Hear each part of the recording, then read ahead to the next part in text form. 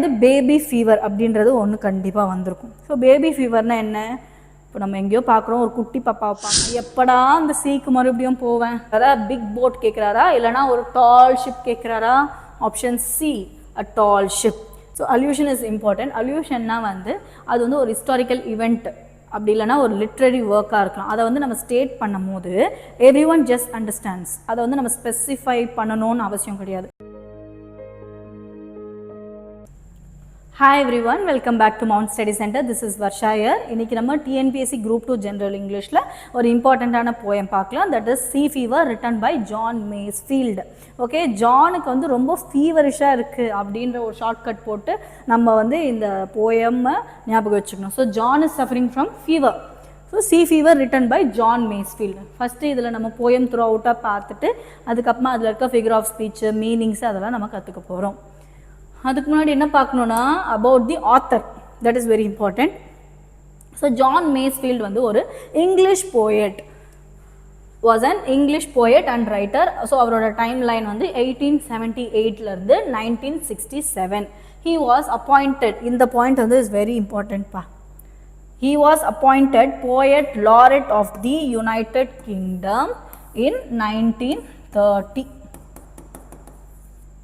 இந்த இயர் 1930 வந்தாலே நமக்கு வந்து என்ன ஞாபகம் வரணும்? சால்ட் சத்தியாகிரகா ஞாபகம் வரணும். பட் இங்கிலீஷில் பொறுத்த வரையும் என்ன ஞாபகம் வரணும்னா John Masefield poet laureate of the United Kingdom இந்த இயர் 1930. ஸ்பீடாக போகிறேன்னா சரி, கொஞ்சம் ஸ்லோ டவுன் பண்ணிக்கலாம். Okay, Sea Fever. So before going into the poem, உங்களுக்கு எல்லாருக்குமே வந்து பேபி ஃபீவர் அப்படின்றது ஒன்று கண்டிப்பாக வந்திருக்கும். ஸோ பேபி ஃபீவர்னால் என்ன? இப்போ நம்ம எங்கேயோ பார்க்குறோம், ஒரு குட்டி பாப்பாவை பார்க்குறோம், ஒரு 10 months இல்லை ஒரு 9 months ஓல்டு பேபியை பார்த்தோன்னே நல்லா ஸ்மூச் பண்ணுவோம், செம்மையாக இருக்கும், கொழுன்னு இருக்கும். அவங்கள பார்த்தோன்னே சார் நம்ம வீட்லேயும் ஒரு குட்டி இருந்தால் சூப்பராக இருக்குமே, அதை விட்டு போக நமக்கு மனசே வராது, கூடவே வச்சுக்கணும், அந்த மாதிரி தான் நம்மள பல பேருக்கு தோணும். ஆனால் சில பேர் எப்படி இருப்பாங்க, பேபிலாம் வேணாம், சும்மா நை பண்ணோம், நமக்குலாம் அது வேண்டாம் அப்படின்லாம் இருக்காங்க. ஓகே, பட் மெஜாரிட்டி எப்படி இருப்போம்னா பேபினாலே தூக்கி வச்சுட்டு கொஞ்சிட்டே தான் இருப்பாங்க. So that is called as baby fever. அது வந்து ஒரு ஈர்ப்பு, அது வந்து இஷ்டமாக இருக்கும் நமக்கு, அதை விட்டு தூரமாக போனால் நம்மளுக்கு கஷ்டமாக இருக்கும்ல. ஸோ அதுதான் பேபி ஃபீவர். அதே தான் வந்து Sea Feverம். Sea Fever இப்போ பேபின்ற இடத்துல சீயை வச்சிடணும். இப்போது அவருக்கு வந்து அந்த சீலேருந்து வெளியே வந்து அந்த யாருன்னா நம்ம போயட்டுக்கு வந்து சீயை விட்டுட்டு தள்ளி வந்தால் அவருக்கு ரொம்ப கஷ்டமாக இருக்குது, சோகமாக இருக்குது. நான் எப்படா அந்த சீக்கு மறுபடியும் போவேன், நான் எப்படா அங்கே போய் அங்கே இருக்க சீகள் மாதிரி ஜாலியாக இருப்பேன், அங்கே இருக்க வேல் மாதிரி ஜாலியாக இருப்பேன். ஸோ இதெல்லாம் உட்காந்து அவர் யோசிச்சுட்ருக்கார். ஸோ அதே மாதிரி அவரோட போட்டை வந்து ஓட்டிகிட்டு வர்றதுக்கு ஸ்டார் வந்து தேவைப்படுது. அந்த ஸ்டாரோட லைட், அந்த போல் ஸ்டார்னு சொல்லுவோம்ல, அதோட லைட்டால் அவர் வந்து அந்த போட்டை ஷிப்பை வந்து ஸ்டியர் பண்ணிட்டு வருவேன் அப்படின்னு சொல்கிறாரு. அங்கே இருக்க கிளைமேட் முதற்கொண்டு எப்படி இருக்கணும் அப்படின்னு இவர் ஆசைப்படுறாரு. அதாவது நான் போகிறப்போ ரொம்ப ரெய்னி டேவாலாம் இருக்கக்கூடாது, ஒரு விண்டி டேவாக இருக்கணும், அங்கே இருக்க மிஸ்ட் எல்லாம் கிரே மிஸ்டாக இருக்கணும், அந்த டான் அதாவது சன் வந்ததுக்கு அப்புறமா அந்த மிஸ்டெல்லாம் ஷுட் பிரேக் அப்படின்லாம் நிறைய விஷயத்த சொல்கிறாரு. வெரி ஈஸி, 2 ஸ்டான்ஸா தான், பட் எவ்வளோ விஷயம் இருக்குது பாருங்கள். நம்ம போயம்குள்ளே போகலாமா? ஓகே, ஆல்மோஸ்ட் நான் சொல்லும் போதே நிறைய விஷயத்த சொல்லிட்டேன். இப்போ பார்க்கலாம். Okay, I must go to the sea. I must go down to the seas again, to the lonely sea and the sky. And all I ask is a tall ship and a star to steer her by. And the wheels kick and the winds song and the white sails shaking. And a grey mist on the sea's face and a grey dawn breaking. I must go down to the seas again for the call of the running tide. It's a wild call and a clear call that may not be denied. Very very simple. இங்க பாருங்க, இந்த first 4 lines.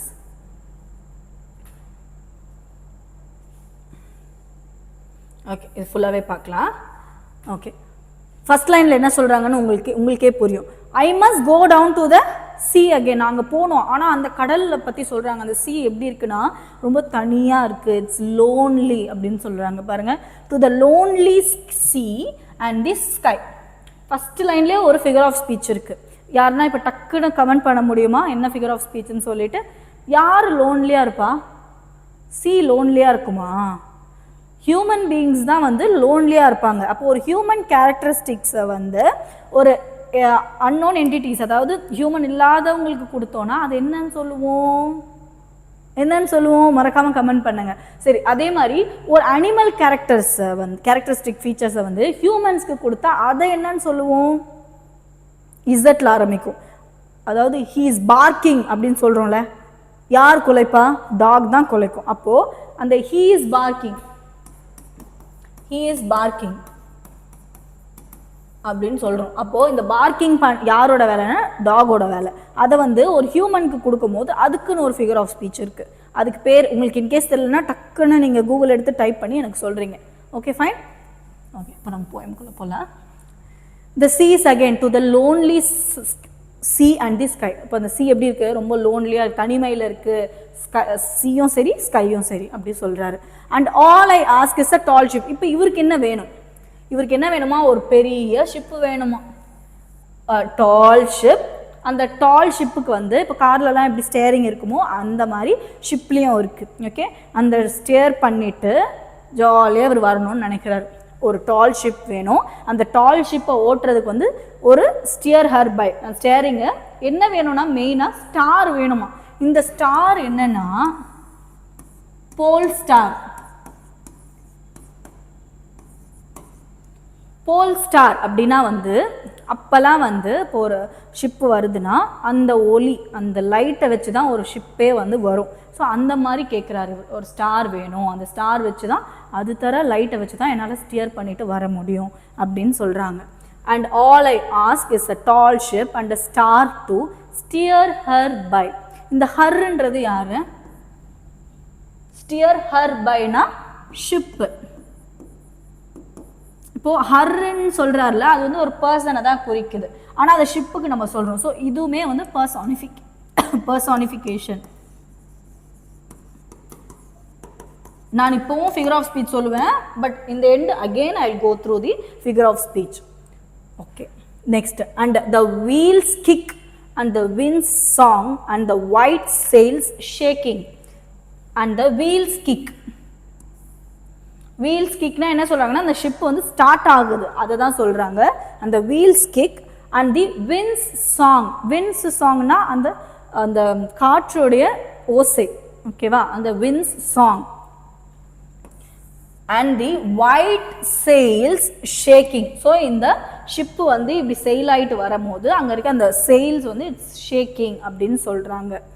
And grey mist on the sea's face. இங்கே பாருங்கள், mist வந்து என்ன கலர்ன்றது important. Okay, grey mist on the sea's face. அந்த sea's ஃபேஸில் வந்து அப்படியே அந்த கிரே மிஸ்ட் வந்து படுது அப்படின்னு சொல்கிறாங்க. And grey dawn breaking. டான்னா என்னது? மார்னிங். ஓகே, அப்போது அந்த மார்னிங் வந்த உடனே இந்த கிரே மிஸ்ட் எல்லாம் பிரேக் ஆகிடுது அப்படின்றது சொல்கிறாங்க. I must go down to the seas again for the call of the running tide. So அந்த டைடு வந்து போகுதுல்ல, அது வந்து என்னை கூப்பிட்டுட்டே இருக்கு, வா வா வா அப்படின்னு சொல்லிட்டுன்னு சொல்கிறாரு. It's a wild call. So அந்த கூப்பிடுறது எப்படி இருக்குன்னா வந்தே ஆகணும் அப்படின்னு ஒரு வைல்டு காலாக இருக்குது.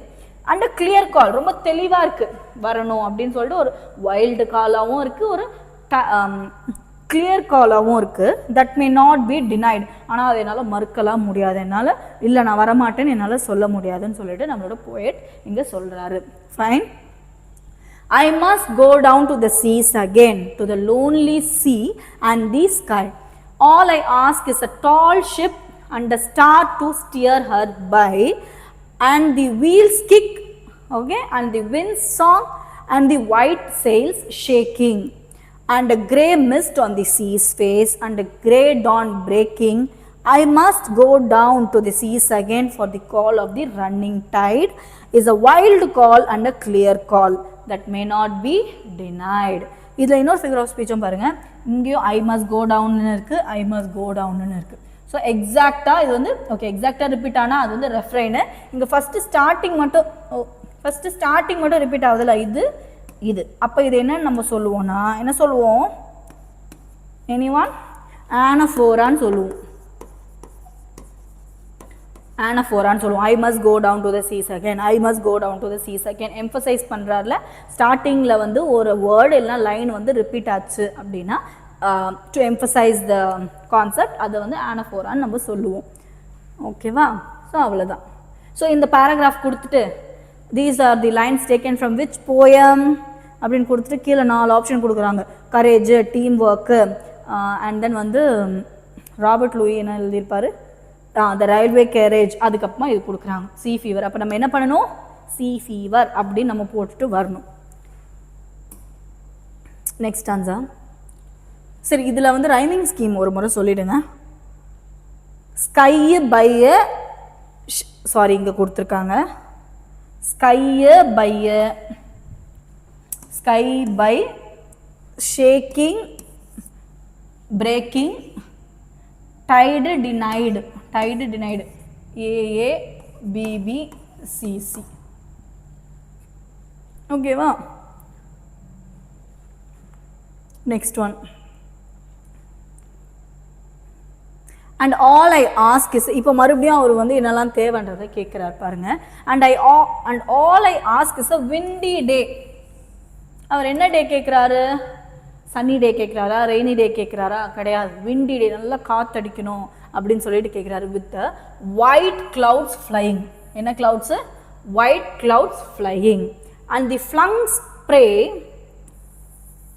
And the blown spume and the seagulls crying. Flung spray அப்படின்னா என்ன அர்த்தம்னா, இப்போ வந்து இதுதான் சி.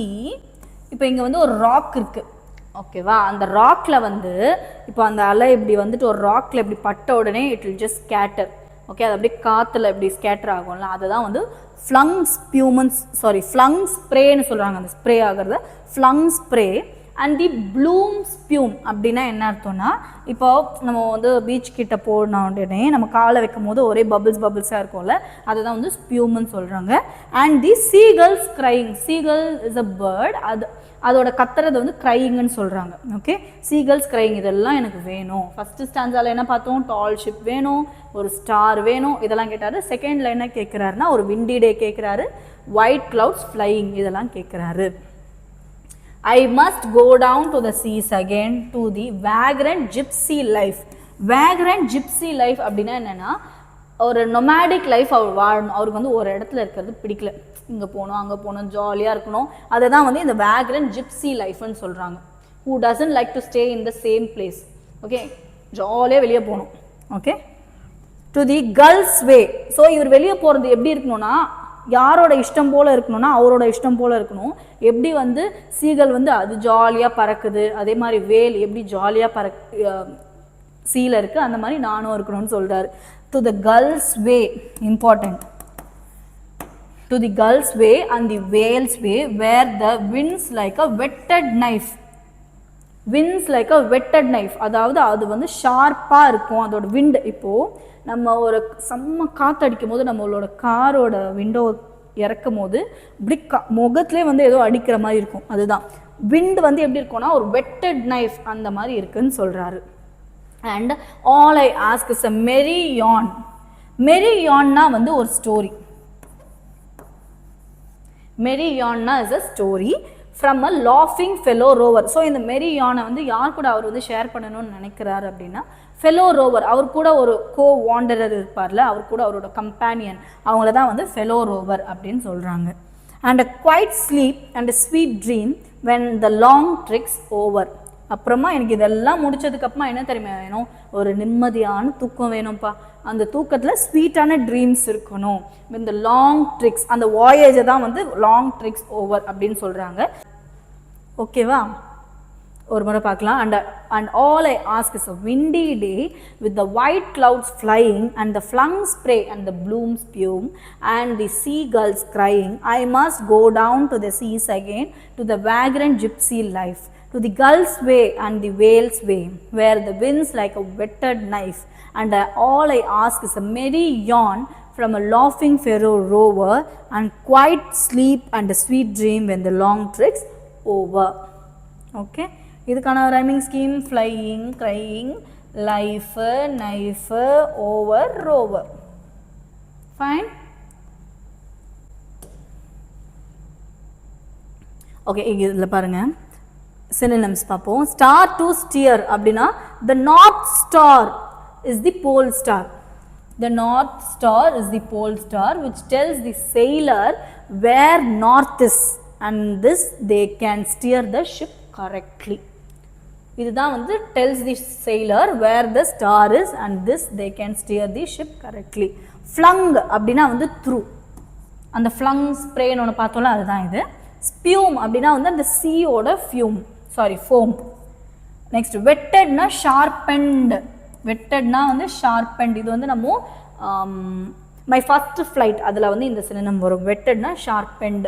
Yarn அப்படின்னா வந்து a long or rambling story, especially one that is impossible.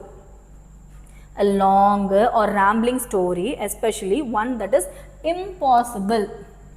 Flurried அப்படின்னா வந்து worried. Rover அப்படின்னா wanderer. We know fellow rover னு சொன்னல அதான் wanderer. Trick இது நான் ஆல்ரெடி சொன்னேன். when the long tricks over னு சொன்னது வந்து என்னன்னா a period of stay on the ship after the voyage. A period of stay on the ship after the voyage தான் வந்து long trick னு சொல்றாங்க. Clear? Next சரி இது ஒரு குட்டி எக்ஸசைஸ் இருக்கு பாப்போம். The title of the poem Sea Fever means என்னது sea fever first சொன்ன baby fever ஞாபகம் வச்சுக்கோங்க அப்புறமா இது சொல்லுங்க. The poet's deep wish to be at sea. Option B. The poet asks for dash என்ன கேக்குறாரு a fishing net கேக்குறாரு to lead a life at sea like எது மாதிரி வாழணும் அப்படினு அவர் நினைக்கிறாருன்னா the gulls and the whales. So option A is the correct answer. Okay, clear? So இப்போ நம்ம sea fever ஓட ஒரு poem பார்த்தாச்சு, book back exercise பார்த்தாச்சு. இப்போ இம்பார்ட்டன்ட்டான figure of speech பத்தி பார்க்க போறோம். நீங்க figure of speech என்ன பண்ணணும்னா ஒரு தனியா நோட் போட்டு எழுதணும். அப்பதான் it will stay. வாங்க பார்க்கலாம். ஓகே இப்போ நம்ம figure of speech பார்க்கலாம். So first lineல வந்து lonely sea அப்படின்றது வந்து lonelyன்றது human attribute. அத வந்து நம்ம inanimate things க்கு நம்ம கொடுக்கும்போது it is called as personification.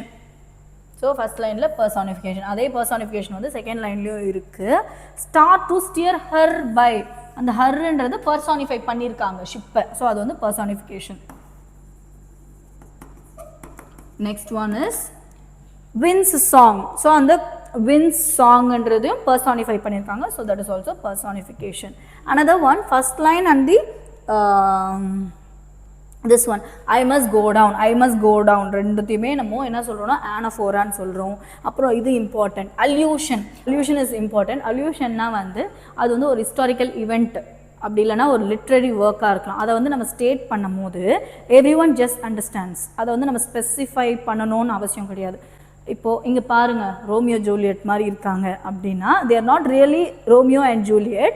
So நம்ம அந்த ஹிஸ்டாரிக்கல் இவெண்ட்டை வச்சு நம்ம சொல்லும் போது அவங்கள நம்ம கப்புலாக சொல்கிறோம் அப்படின்றத பீப்புள் வில் அண்டர்ஸ்டாண்ட். ஸோ அந்த மாதிரி தான் இதில் ஸ்டார் அப்படின்றது வந்து போல் ஸ்டார். ஸோ போல் ஸ்டார்னாலே எல்லாருக்குமே தெரியும் அது வந்து டைரக்ஷனை காட்டுறதுக்காக யூஸ் பண்ணுவாங்கன்றது.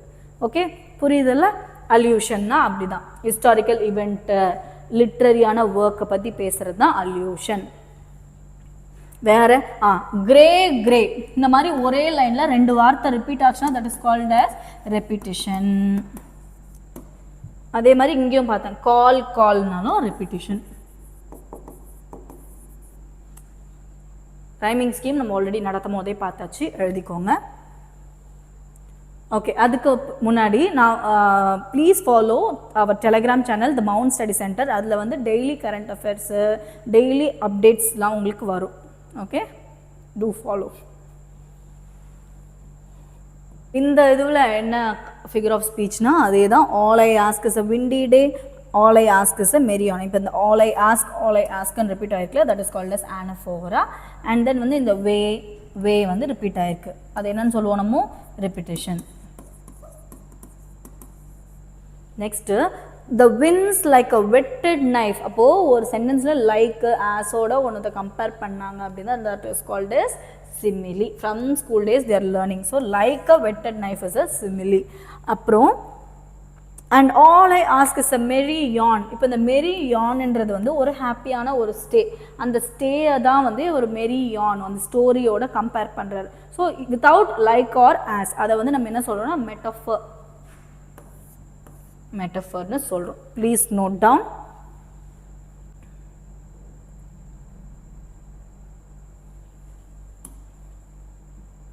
ஓகே, தேங்க்யூ ஃபார் வாட்சிங். இந்த மாதிரி நிறைய அப்டேட்ஸ் தெரிஞ்சுக்க please do follow Mount Study Centre. See you in next video. Bye bye.